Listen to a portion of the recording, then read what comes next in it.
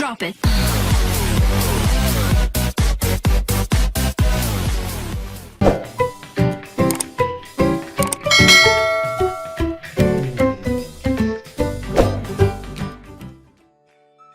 Halo sahabat cerdas, Assalamualaikum warahmatullahi wabarakatuh. Pada kesempatan kali ini, kita akan belajar pada tema 3, makanan sehat. Subtema 1, bagaimana tubuh mengolah makanan. Dan kita sampai pada pembelajaran pertama. Sahabat cerdas, sebelum kita mulai pembelajaran kita, jangan lupa untuk berdoa terlebih dahulu. Sahabat cerdas, apakah kamu selalu makan makanan sehat seperti yang kamu lihat pada gambar? Contoh makanan sehat antara lain makanan pokok, buah-buahan, sayuran, telur, ikan, dan daging. Kriteria makanan sehat yaitu makanan yang memenuhi kriteria gizi seimbang, 4 sehat 5 sempurna, atau mengandung zat gizi, vitamin, mineral, protein, karbohidrat, kalsium, fosfor, dan lemak. Makanan sehat baik untuk tubuh kita.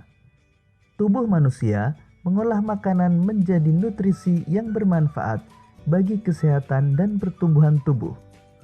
Untuk lebih jelasnya, mari kita simak percakapan antara Edo, Dayu, dan Siti berikut ini. Berikut ini percakapan antara Edo, Siti, dan Dayu. Wah, sedapnya sarapanku hari ini. Sarapan apa kamu pagi ini, Dayu? Kalau aku seperti biasa, nasi, sayur, dan telur mata sapi sudah cukup. Ibuku membuat bubur ayam istimewa, Edo. Aduh, semuanya terdengar enak untukku, sekalipun hanya nasi, sayur, dan telur mata sapi. Apalagi kalau bubur ayam istimewa. Bersyukurlah kita dikaruniai sistem pencernaan, teman-teman. Dengan begitu, makanan yang kita makan dapat membawa manfaat untuk tubuh kita.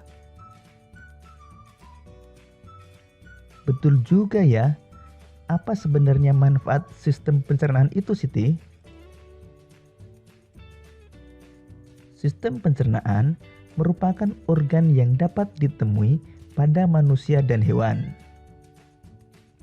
Sistem pencernaan berfungsi untuk memperhalus makanan sehingga menghasilkan nutrisi yang dapat diserap oleh tubuh. Dengan adanya nutrisi tersebut, maka manusia dan hewan dapat tumbuh dan berkembang dengan baik. Jika makanan yang dikonsumsi itu sehat dan bergizi tinggi, maka manusia atau hewan yang mengonsumsinya akan bertumbuh dengan sehat. Aku pernah melihat iklan tentang bubur ayam dengan beras organik. Dalam iklan tersebut terdapat kalimat yang mengajak orang untuk memakan bubur organik itu. Wah, kedengarannya menarik ya, Edo. Kapan-kapan kita makan bubur ayam di tempat itu yuk. Pastinya lebih sehat karena berasnya organik.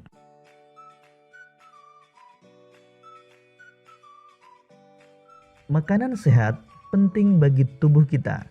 Oleh karena itu, banyak iklan yang dapat kita temui di tempat-tempat umum yang mengetengahkan tentang makanan sehat.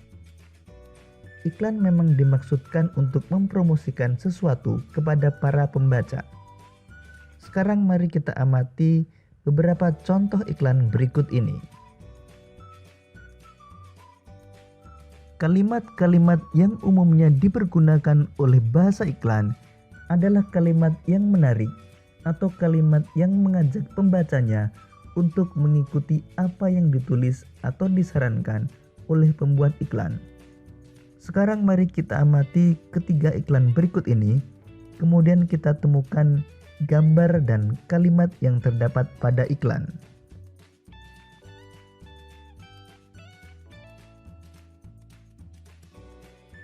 Pada iklan pertama terdapat gambar irisan buah dan terdapat kalimat iklan, makanan sehat dan bergizi, solusi untuk hidup sehat dan awet muda. Pada iklan kedua terdapat gambar seorang anak menyantap buah semangka dan terdapat kalimat iklan, makanan sehat dan bergizi, penting untuk pertumbuhan otak anak Anda. Kemudian pada iklan ketiga terdapat gambar sayur dan buah-buahan. Kemudian kalimat iklan, cintailah jantung Anda, konsumsi sayur dan buah segar, manfaat prima dengan rasa yang dahsyat.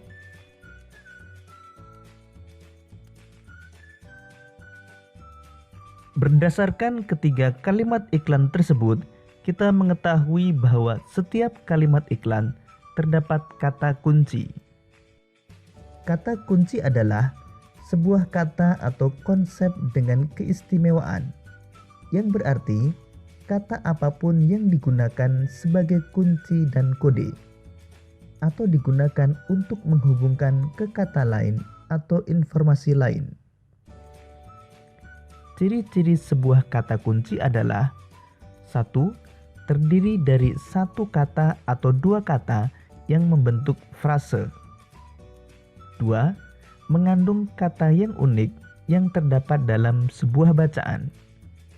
3. Mewakili sebagian besar keseluruhan topik, konsep, atau informasi dari sebuah bacaan. Dalam kalimat iklan tersebut, kata kunci yang ditemukan adalah makanan sehat dan bergizi. Kata makanan sehat dan bergizi merupakan kata kunci karena kata tersebut mewakili kunci utama atau informasi utama dalam iklan.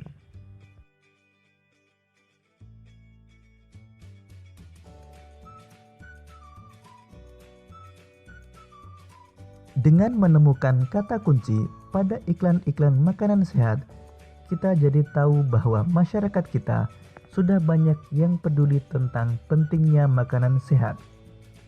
Penyempurna makanan sehat adalah susu. Seperti kita ketahui, susu umumnya dihasilkan oleh sapi. Apa yang dimakan oleh sapi hingga dapat menghasilkan susu? Lalu bagaimana sapi mencerna makanan tersebut? Untuk lebih jelasnya, simak penjelasan berikut ini. Sistem pencernaan hewan ruminansia. Hewan ruminansia adalah kelompok hewan mamalia yang biasa memamah atau memakan dua kali dan dikenal dengan hewan memamah biak. Contoh hewan ruminansia ialah sapi, kerbau, rusa, domba, kambing, dan kijang. Sistem pencernaan hewan ruminansia lebih kompleks dibandingkan dengan pencernaan hewan lainnya.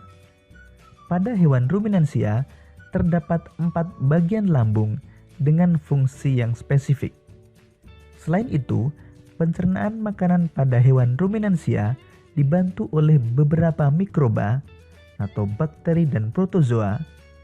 Mikroba tersebut dapat membantu mencerna rumput.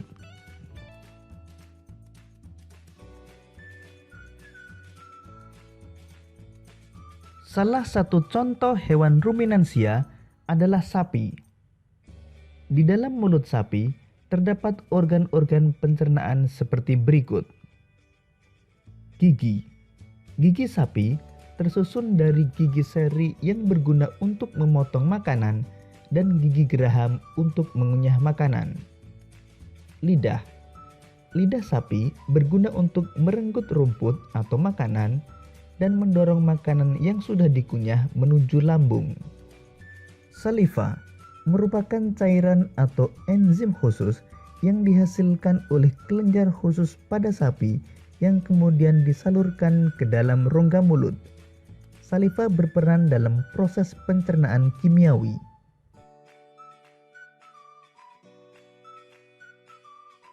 Lambung sapi berbeda dengan lambung manusia.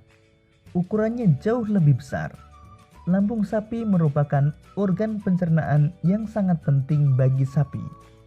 Lambung sapi terdiri atas 4 bagian, yaitu rumen, retikulum, omasum, dan abomasum. Oleh karena itu, sapi dikatakan memiliki 4 perut. Rumen merupakan tempat terjadinya pencernaan dengan bantuan mikroba atau bakteri. Di sini makanan dicerna hingga menjadi bubur dengan gerakan mengaduk yang dilakukan oleh dinding rumen. Pada saat sapi beristirahat, makanan kembali ke mulut dan dikunyah kembali. Setelah dikunyah untuk yang kedua kalinya, makanan masuk ke retikulum atau perut jala.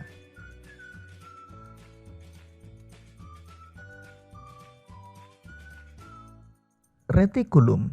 Di dalam retikulum, makanan kembali mengalami proses fermentasi dengan bantuan bakteri anaerob dan protozoa. Di dalam bagian perut ini terdapat proses absorpsi dan penyaringan benda-benda asing yang masuk bersama makanan sehingga tidak masuk ke omasum atau perut kitab.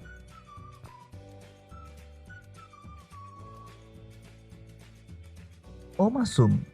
Di dalam omasum, makanan dicerna dengan bantuan enzim pencernaan. Selanjutnya, makanan masuk ke abomasum.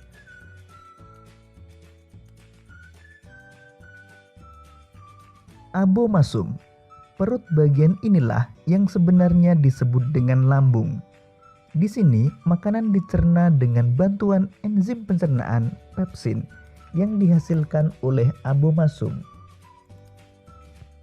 Setelah melewati seluruh proses pencernaan makanan di dalam abomasum, makanan bergerak menuju usus halus. Panjang usus halus seekor sapi dewasa dapat mencapai 40 meter. Di dalam usus halus terjadi proses absorpsi dan fermentasi.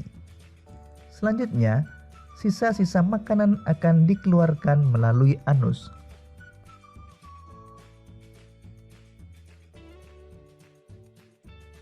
Demikian tadi sahabat cerdas pembelajaran kita pada tema 3, subtema 1 dan pembelajaran pertama. Untuk menguji pemahamanmu, kamu dapat mengerjakan latihan soal